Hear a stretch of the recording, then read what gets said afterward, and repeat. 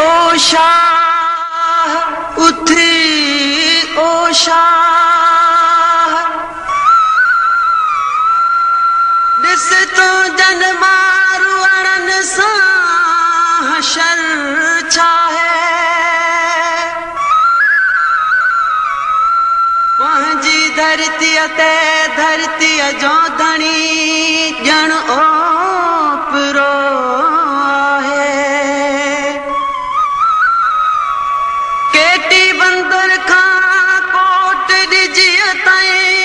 सिंध सड़ी तबसुम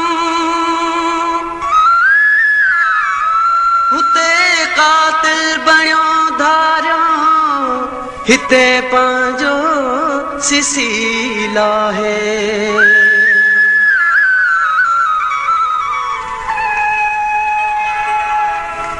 कफन सिर सां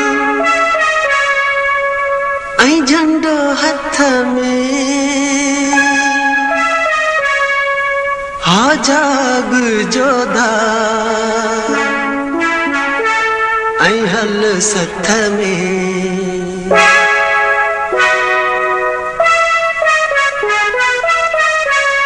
कफन सिर सां ऐं झंडो हथ में हा जाग जोधा ऐं हल सथ में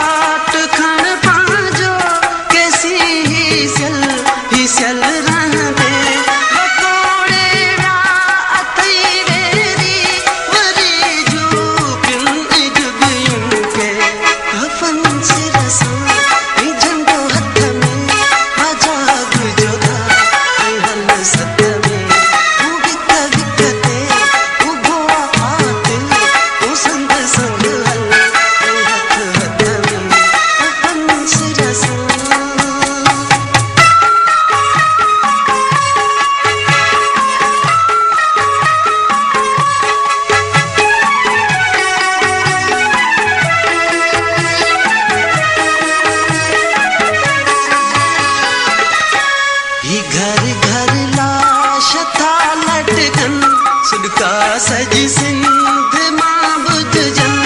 लहूअ में लाल चल सिंधी पंहिंजी धरतीअ ते घुस